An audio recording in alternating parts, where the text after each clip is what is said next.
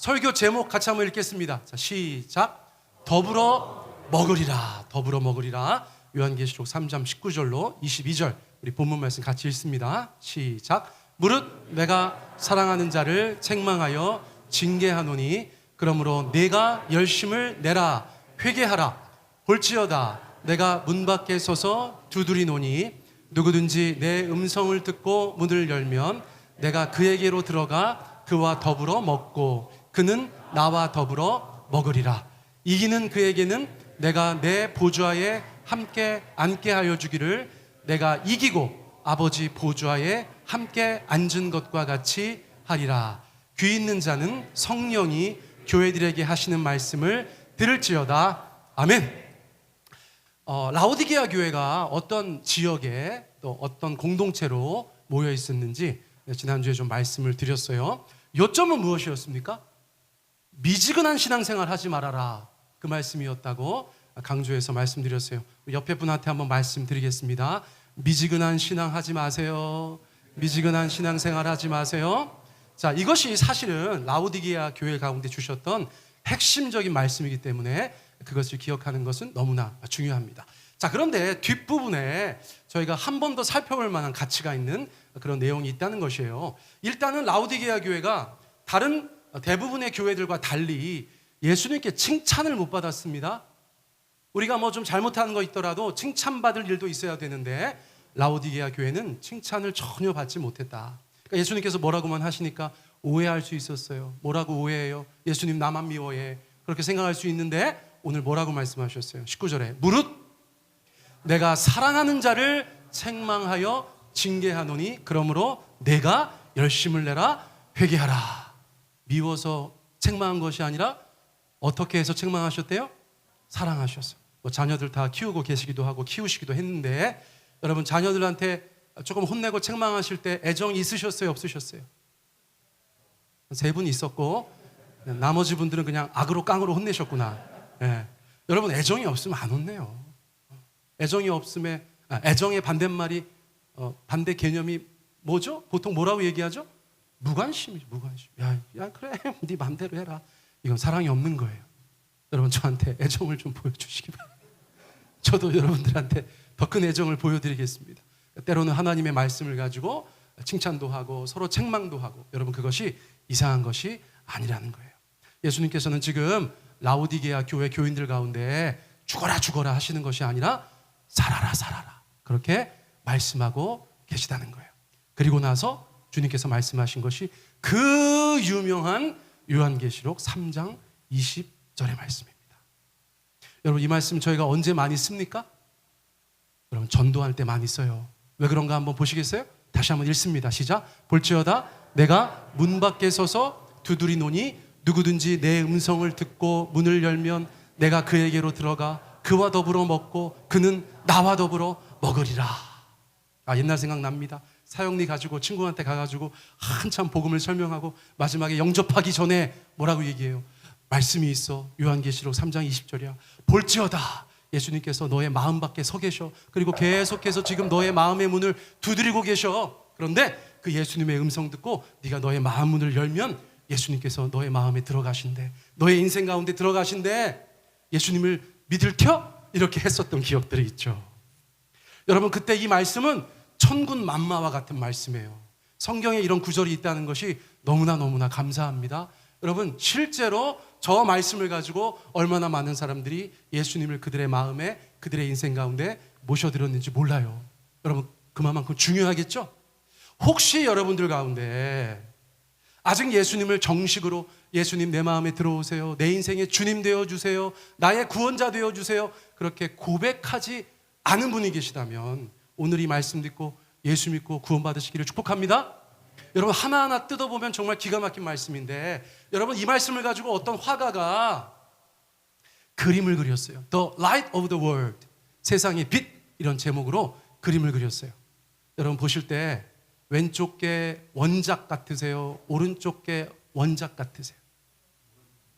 오웬 막 이런 발음이 들려요. 자, 투표해 보겠습니다. 송도총회. 자, 왼쪽 거 좀 밝은 그림이 원작 같다. 한번 손 들어 보세요. 이야, 자, 오른쪽 거 좀 어두워 보이는 게 원작 같다. 이야, 실력은 아니고 눈치 같다는 생각이 드는데 수능에 임하는 우리 아이들이 꼭 갖춰야 되는 능력이죠. 네, 맞습니다. 오른쪽 게 원작이에요. 근데 제가 봐도 왜 사람들이 왼쪽 걸 더 많이 하는 줄 알겠어. 오른쪽 건 좀 무서워. 만약에 예수님께서 정말 저렇게 저의 문 밖에 서서 두드리시면 안 열어드릴 것 같아. 그래서 훨씬 더 왼쪽 그림이 더 잘 알려져 있다는 것입니다. 그런데 보세요. 여러분, 우리가 살면서 문을 한두 번 봅니까? 여러분, 우리가 살면서 문을 한두 번 드나들어요? 근데 우리가 알고 있는 문과 다른 모습이죠? 여러분 한번 찾아보시겠어요? 저 그림의 문은 우리가 알고 있는 문과 다른 점이 있습니다. 자, 맞히는 분에게 500원. 오, 이쪽에서 한 분 담대하게 말씀하셨고 이쪽에서 한 분 담대하게 말씀하셨어요. 우리 정경수 권사님, 우리 박성현 집사님. 빙고. 예배 끝나고 500원씩 받아가시기 바랍니다. 뭐가 없다고 말씀드렸어요? 문고리가 없어요. 여러분, 이 화가가 묵상을 하고, 야, 예수님은 왜 문 밖에 서서 계속 두드리기만 하고 계실까? 그냥 문을 벌컥 열고 들어가시면 될 텐데, 묵상의 끝에, 아, 이 문은 밖에 문고리가 없구나. 안에서 열어주어야만 들어갈 수 있는 문인가 보다. 그렇게 생각했다는 거예요. 여러분, 우리 가운데 도전과 깨달음을 줍니다. 우리가 예수님께서 우리의 문 밖에 서서, 야, 나를 너의 주로 모셔들어, 나를 너의 구원자로 믿어, 내가 살아계신 하나님의 아들이야, 계속해서 음성 들려주실 때, 이런저런 모양으로 우리 가운데 그렇게 말씀하실 때, 여러분, 결국은 우리가 그 문을 열어야 주님께서 우리의 심령에, 우리의 인생에 들어오신다는 교훈으로 볼 수 있어요. 여러분, 예수님 문 밖에서 두드리실 때 문 열어 드리셨죠? 다시 한번 여쭙겠습니다. 여러분, 예수님께서 여러분들의 마음에 들어가겠다고, 그 인생에 들어가시겠다고, 내가 주인 되겠다고 이야기하실 때 여러분 그 마음의 문을 열어주셨죠?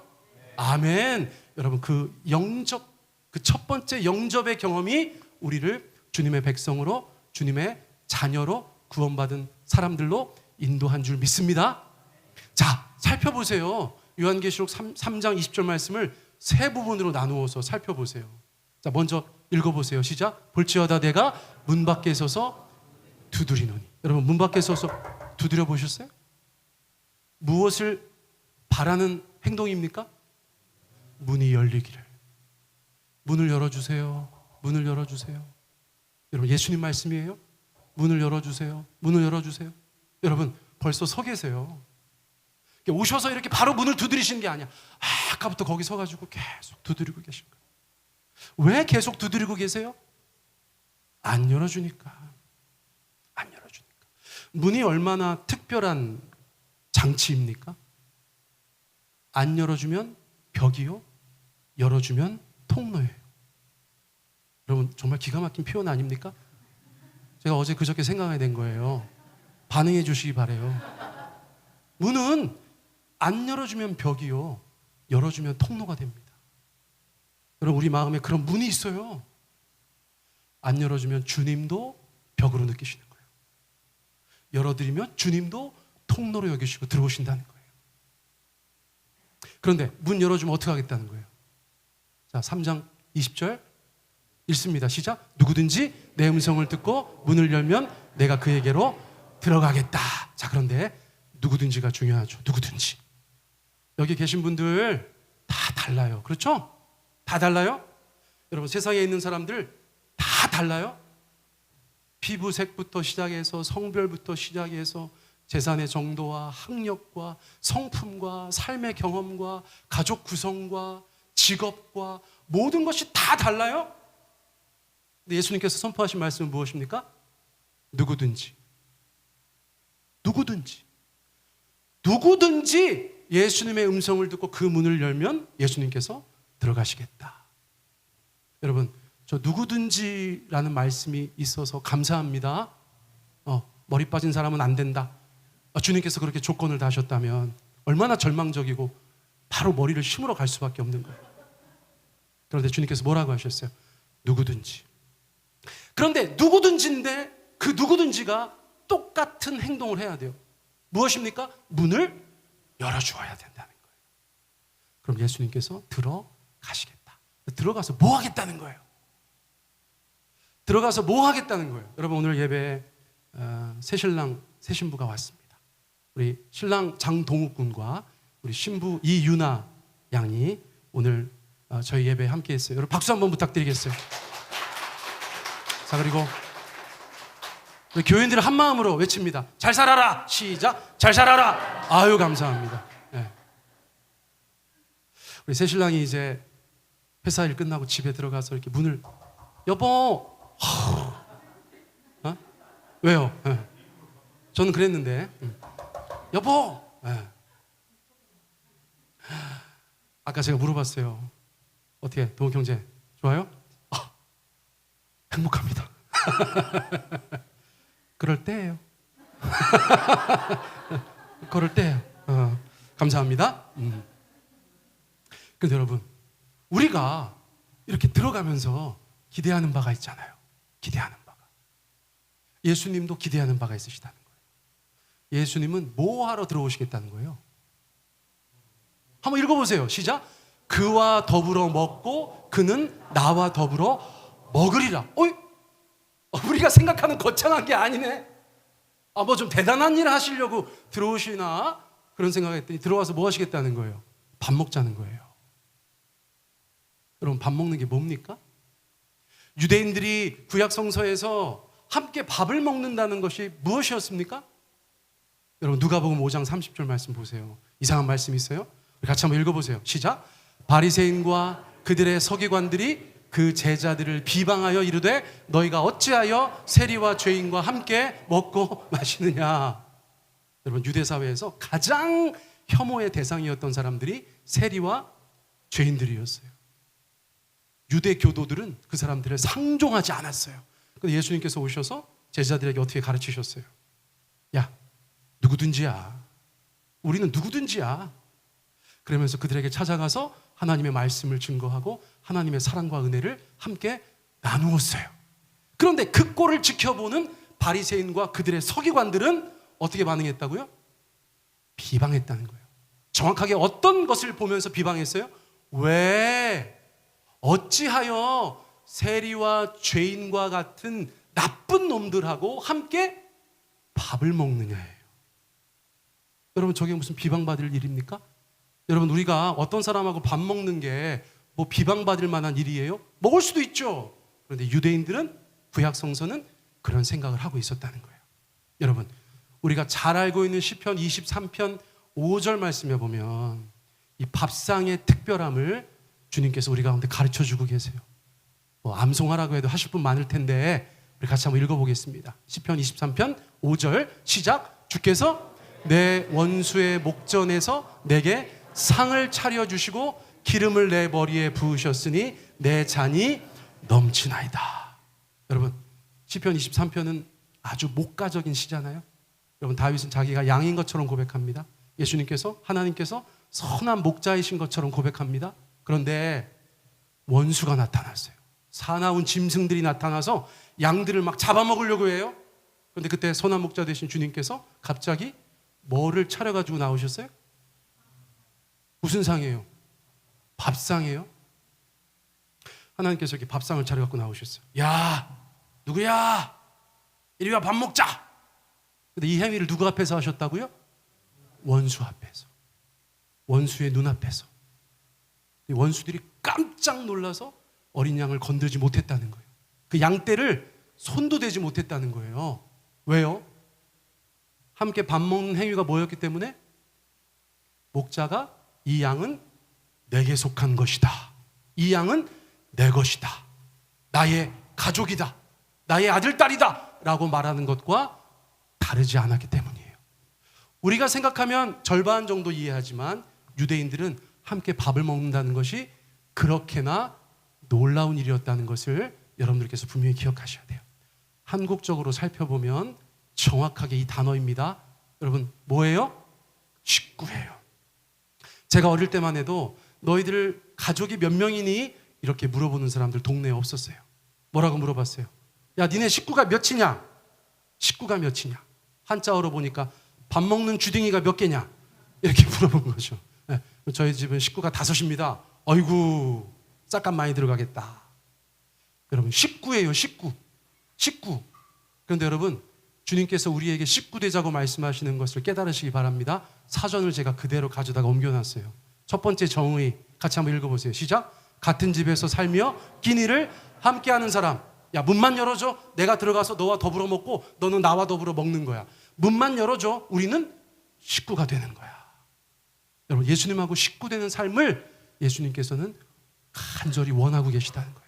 근데 저는 두 번째 정의가 훨씬 더 와닿더라고요. 우리 같이 한번 읽어볼까요? 시작. 한 조직체에서 함께 일하는 사람을 친밀감을 가지고 이르는 말. 근데 제가 처음에 잘못 읽었어. 어떻게 읽었냐면 한 조직에서 함께 일하는 사람을 친밀감을 가지고 이르는 말. 이렇게 읽혔어요. 그랬더니 더 은혜가 되더라고. 여러분 조직에 있는 사람들이 식구를 잘 챙깁니까? 안 챙깁니까? 아유 어디 나가가지고 우리 식구가 당했어. 그럼 두목이 뭐라고 합니까? 누가 우리 식구 건드려? 그러면서 얘기하죠. 연장 챙겨. 그래서 다들 연장 챙겨서 나가는 거예요. 우리 식구를 위해서 나는 무엇이든 감당하는 거예요. 그렇죠? 막 목숨을 걸고 부상을 감수하고라도 우리 식구를 건든 그 인간을 응징하기 위해서 너무 폭력적으로 설교가 나가네. 여러분 우리 주님께서 조폭보다 못하십니까? 여러분 주님께서 식구를 챙기시는 것이 조폭보다 못하십니까? 여러분 원수의 목전에서 밥상을 들고 오시는 주님의 마음과 뜻을 아시겠죠? 여러분 이 세상에서 주님께서 우리가 힘들고 어려울 때 밥상을 가지고 나오신다는 거예요. 세상 앞에 보여주시는 거예요. 얘는 우리 식구다. 건들지 말아라. 여차하면 우리 연장 챙긴다. 여러분 그게 식구라는 거예요. 그러므로 제가 여기 계신 분들 중에서 혹시 아직 예수님이 여러분들의 식구가 되지 않은 분이 계시다면 예수님 영접하시기를 권해드립니다. 여러분 예수님 믿으세요? 여러분 그 예수님을 신뢰하지 않으면 문 안에 들일 수가 없죠. 우리가 믿지 못하는 사람을 어떻게 문 안에 들일 수 있어요? 그러므로 믿는 자가 예수님을 영접하게 되어 있습니다. 여러분 예수님을 신뢰하십시오. 여러분들의 마음에 예수님을 모셔드리십시오. 누구든지 그 음성을 듣고 문을 열면 예수님께서 들어가시는 거예요. 영접하신다는 게 무슨 뜻입니까? 여러분 정의를 읽어보세요. 시작. 손님을 맞아서 대접함. 들어오세요. 아이고 귀한 손님 들어오셨네요. 그 손님을 믿음으로 맞아들여서 대접하고 교제하고 함께 그 안에서 살아가는 것, 여러분 그것을 영접이라고 하는 것입니다. 예수님 영접하세요. 여러분 저도 이 말씀 가지고 예수님 믿었던 것 같아요. 예수님 영접하세요. 그런데 여러분 저희가 요한계시록의 말씀을 계속해서 읽어오면서 우리가 잊지 말아야 될 것이 하나 있어요. 뭡니까?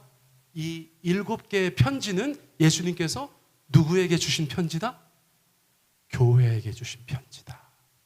우리는 이 말씀을 믿지 않는 자들에게 예수님 믿으세요라고 하면서 전도용 구절로 10분 활용하고 있지만 예수님께서 원래 이 말씀을 주신 대상은 누구다? 누구다? 넌 크리스천들이 아니에요. 여러분 크리스천들에게 주신 말씀이에요.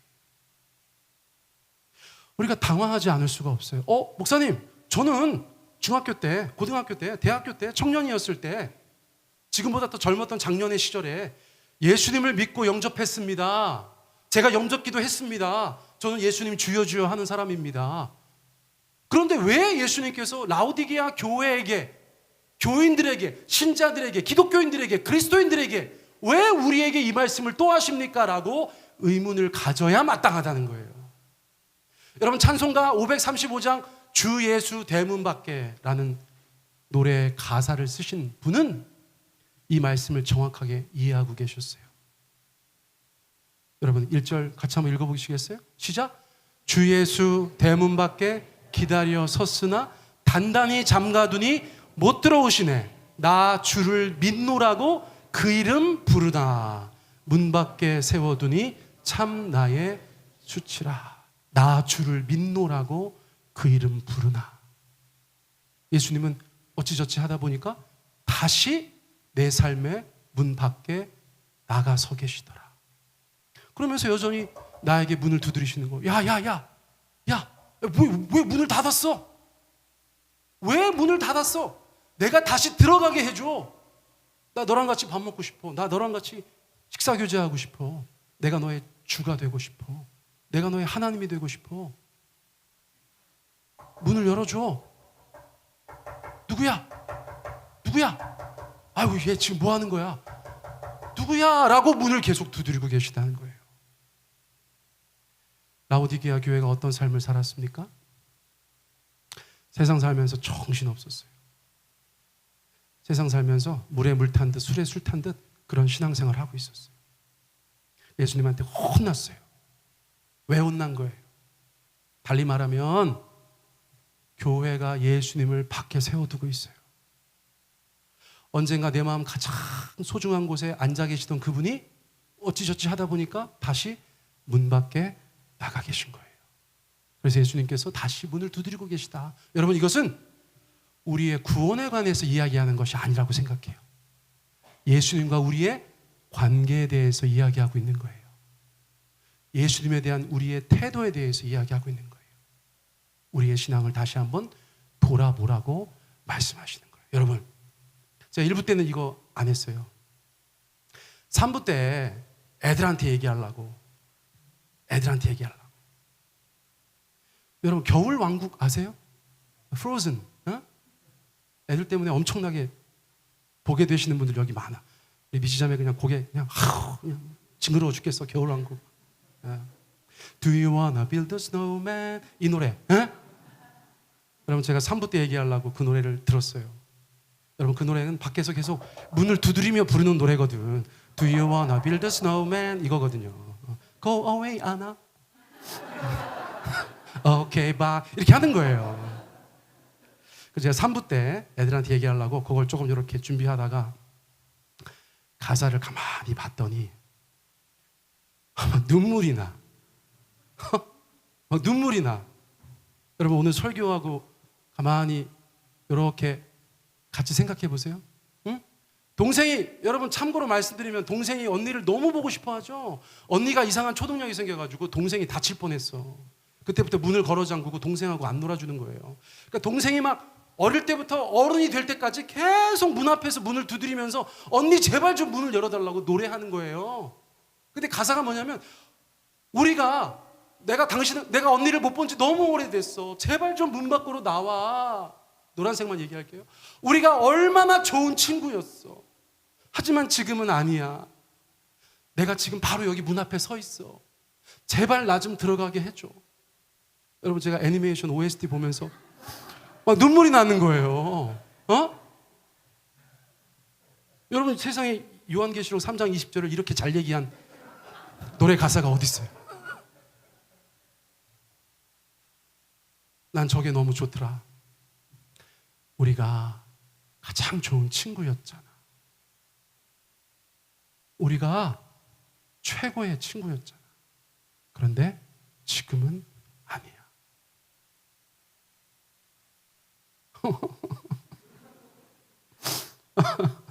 여러분 언젠가 예수님하고 너무 좋으셨잖아요. 최고의 친구였잖아요. 여러분, 지금도 최고의 친구셔야 되는 줄 믿습니다. Now we are not. 여러분, 그렇게 얘기하지 않으시기를 바라요. 내가 바로 여기 있어. 내가 바로 여기 있어. 나를 그냥 들어가게 해줘. 알고 봤더니 겨울왕국의 안나가 예수님이었어. 사랑하는 세종배단의 성도님들, 구원에 관한 문제를 말씀하고 있는 게 아니에요. 우리가 한번 예수님을 영접했으면 예수님 우리 가운데 내주하십니다. 할렐루야. 정주하십니다. 우리를 떠나지 않으세요. 그런데 여러분, 예수님과의 관계는 어떠세요? 예수님 우리의 가장 가까운 식구로 우리 안에 계세요? 아니면 어찌저찌 하다 보니까 예수님 다시 문 밖에 서서 또 문을 두드리고 계세요? 주님께서 이 말씀을 가지고 우리 가운데 도전하시는 것은 뭐냐면 날마다 나를 영접하라. 날마다 나를 영접하라. 나를 영접했던 누구라도 날마다 나를 환영하고 날마다 나와 함께하고 날마다 막힌 것이 없고 날마다 서로 식사를 하고 날마다 교제하고 날마다 대화하고 날마다 동행하는 인생이 되라. 주님께서 우리 가운데 그렇게 말씀하고 계신 줄 믿습니다.